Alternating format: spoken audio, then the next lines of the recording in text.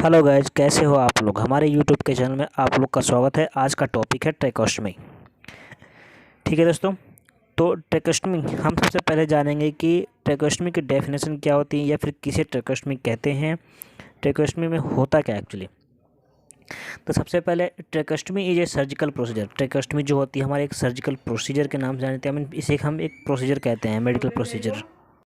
इसमें ये होता है कि हमारे ट्रैकिया जो हमारी नेक है, तो नेक से 2 सेंटीमीटर नीचे जो हमारी वोकल कॉर्ड के जो थोड़ा सा आपने देखा होगा, हमारे नेक के जो गर्दन होती है उसमें बीच में थोड़ा सा गड्ढा टाइप होता है। ठीक है, तो उस जगह पे हम कट लगाते हैं। डॉक्टर सर्जन जो होता है वही कट, हम नहीं लगाएंगे। तो डॉक्टर कट लगाता है। कट लगाने के बाद हमारी ट्रैकिया दिखती है। ठीक है, 5-7 लेयर जो होती है उसको हटानी पड़ती है। उसके बाद हमें ट्रैकिया दिखती है। ट्रैकिया में थोड़ा सा स्पॉट बना के हमें कट लगा के और वहाँ से ट्रैकोस्टमी ट्यूब अंदर डाली जाती है। तो अंदर डालने के बाद ट्रैकोस्टमी ट्यूब अंदर जाती है और ट्रैकोस्टमी ट्यूब अंदर जाने के बाद हमें जिसका बैलून होता है उसमें 3 to 5 ml एयर उसमें पुश करनी होती है उसके बैलून के अंदर, ताकि वो बैलून फुल कफ इन्फ्लेट हो जाए। और इन्फ्लेट होने के बाद कफ वहाँ पे मतलब होल्ड करके रखता है ताकि ट्रैकोस्टमी ट्यूब बाहर ना आए। ठीक है, तो ऐसे हमारा ट्रैकोस्टमी ट्यूब का ट्रैकोस्टमी का जो प्रोसीजर होता है कंप्लीट होता है।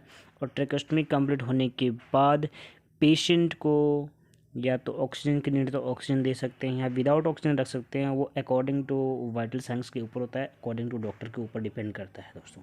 अब नेक्स्ट हम इसमें देखेंगे कि इंडिकेशन क्या होती है ट्रैकोस्टमी करने की। पहली बात, फर्स्ट होता है हमारा एमरजेंसी एयरवे एक्सेस, यानी किसी भी पेशेंट की, जैसे किसी पेशेंट को सीजर आते हों और वो पेशेंट माउथ से स्वेलो नहीं कर पाता और सांस भी नहीं ले पाता, तो ऐसे टाइम पे हमें ट्रैकोस्टमी करने की ज़रूरत पड़ती है। ठीक है, और लॉन्ग टाइम पेशेंट वेंटिलेटर पर रहता है तो ऐसे टाइम पे भी हम ट्रैकोस्टमी करते हैं। थर्ड ये हो गया फंक्शन और मैकेनिज्म अपर एयरवे ऑब्स्ट्रक्शंस। कहने का मतलब किसी पेशेंट को माउथ में सीए है और उस पेशेंट की सर्जरी हुई सीए की, तो वो पेशेंट जाहिर सी बात है मुंह से सांस नहीं ले पाएगा।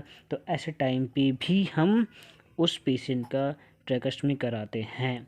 डिक्रीज ओरल इनटेक हो या ट्रैकोस्टमी सिक्रेशन हो, ट्रैकिया में पेशेंट की सिक्रेशन जाती हो कंटिन्यू, तो ऐसे टाइम पे भी हम पेशेंट की ट्रैकोस्टमी करानी पड़ती है।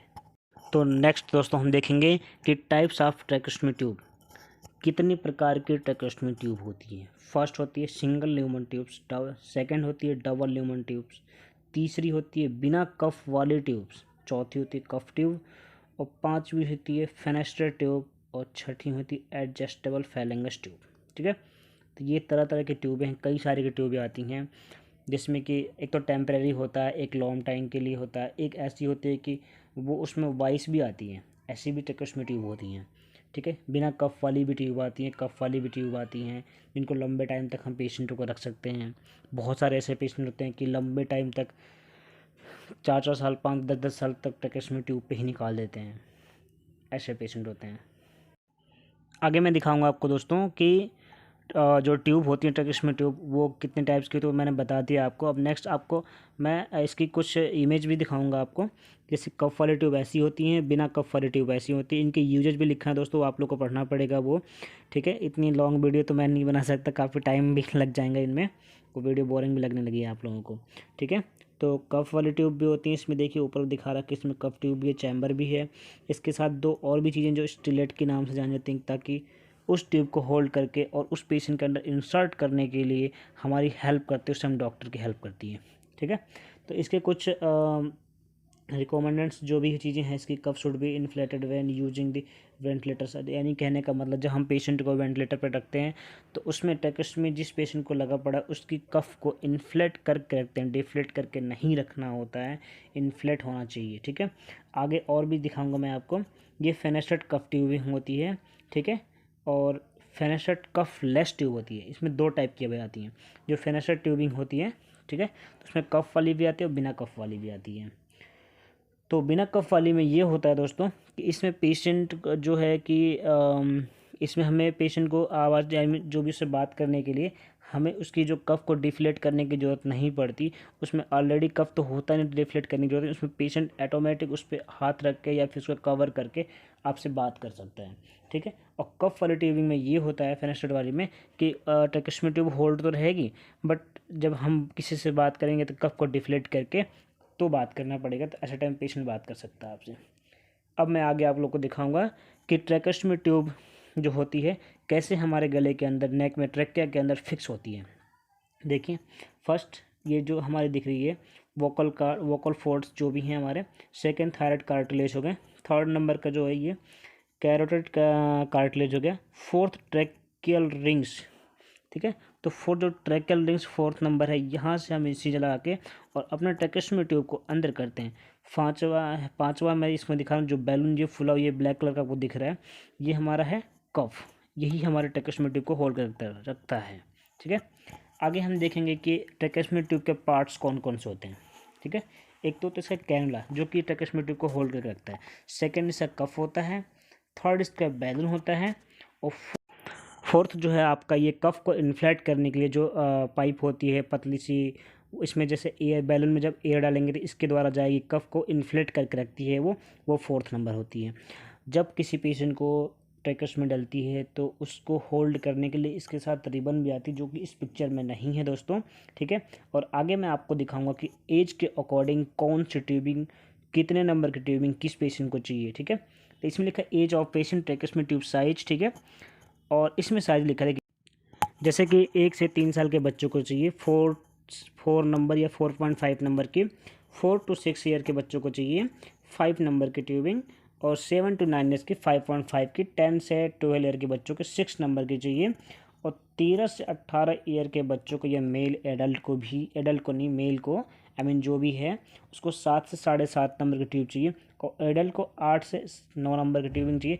ऐसा कहा जाता है एडल्ट में 8 से 9 नंबर, लेकिन 8 से 9 नंबर एडल्ट को नहीं लगता है, बहुत रेयरली कंडीशन, जिनकी गर्दन, जिनकी ट्रैकिया काफ़ी बड़ी होती है उनको लगता है, तो ऐसे लोगों को नहीं लगाएंगे। जनरली जो होती है एडल्ट में भी 7.5 और 8 नंबर की लगती है, ठीक है।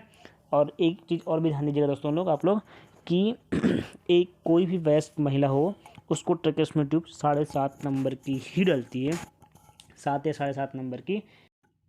अब हम आगे देखेंगे कि जब पेशेंट को ट्रैकेस्टमी ट्यूब डल जाती है तो पेशेंट ब्रीथ कैसे करता है।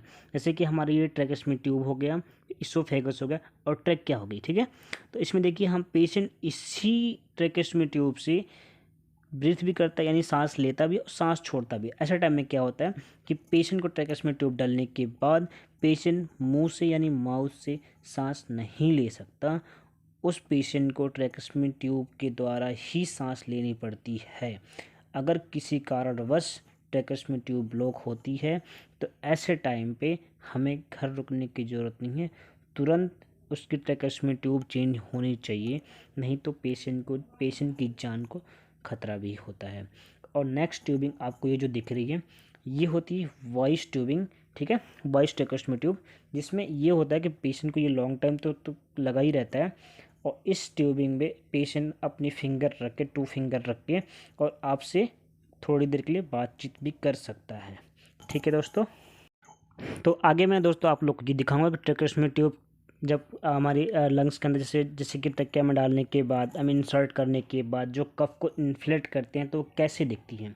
जब हम ट्रैकिया के अंदर कफ को इन्फ्लेट करते हैं तो हमारे जो कफ, आई मीन जो भी ट्रैकेस्टमी ट्यूब की कफ होती है वो इस प्रकार दिखती है। देखिए ये इन्फ्लेटेड है, ऐसे दिखती है, ठीक है। तो ये जो ऐसे अंदर जाके इन्फ्लेट होगी तो ना ही कोई सिक्रेशन अंदर जाएगा चेस्ट के अंदर और ना ही पेशेंट को निमोनिया बनेगा। और ऐसे टाइम पे पेशेंटों की अगर सिक्रेशन है तो हमें टाइम टू टाइम उसकी सक्शनिंग भी करनी पड़ती है, और ट्रैकेस्टमी की ड्रेसिंग भी डेली होनी चाहिए, नहीं तो पेशेंट को वहाँ पे ट्रैकेस्टमी पोर्ट के पास में इन्फेक्शन हो सकता है, यानी पस भी पड़ सकता है। ऐसे टाइम पे भी पेशेंट को ये जानलेवा होता है, ठीक है दोस्तों। आगे मैं इसको अभी और भी पार्ट दिखाऊंगा। ये देखिए ट्रैकेस्टमी ट्यूब जो है पूरी अलग अलग करके रखी है, इसकी देखिए कैनुला भी अलग है, ठीक है, और इसका कफ भी दिख रहा होगा आप लोगों को। तो ऐसी होती है हमारी ये ट्रैकेस्टमी ट्यूब। अब नेक्स्ट मैं आपको दिखाऊंगा कि पेशेंट को किस पोजीशन में यानी कैसे लेटाना चाहिए ट्रैकेस्टमी ट्यूब को, आई मीन ट्रैकेस्टमी ट्यूब डालने के लिए, ठीक है। जब भी किसी पेशेंट को ट्रैकेस्टमी ट्यूब डालते हैं तो ऐसे इस पोजीशन में पेशेंट को लेटाना चाहिए, ठीक है। और उसके शोल्डर के नीचे सैंड बैग यानी एक सीट को फोल्ड करके रोल बना के शोल्डर के नीचे लगता है ताकि उसकी गर्दन टाइट रहे, और ऐसे टाइम पे हमें काफ़ी ईजी होता है। इंसिजन लगने के बाद हमारे ट्रैके कुछ इस टाइप दिखने लगती है दोस्तों। इस टाइप दिखने के बाद हम थोड़ी सी इंसिजन लगाते हैं, उसमें कट करने के बाद ट्रैकेस्टमी ट्यूब के अंदर इंसर्ट करते हैं। इंसर्ट करने के बाद हमें तुरंत कफ को इन्फ्लेट करना होता है। अगर हम नहीं करते हैं तो हमारी छाती में हवा भी भर सकती है। ठीक है दोस्तों, तो इन सभी चीज़ों का हमें ध्यान देना चाहिए। ट्रैकेस्टमी ट्यूब डालने के बाद कुछ इस प्रकार दिखती है। ठीक है दोस्तों, तो अब हमारी ट्रैकेस्टमी ट्यूब की क्लासेस कंप्लीट है। तो थैंक यू दोस्तों हमारी इस वीडियो को देखने के लिए। प्लीज़ दोस्तों मेरी इस वीडियो को लाइक शेयर एंड सब्सक्राइब भी करिएगा।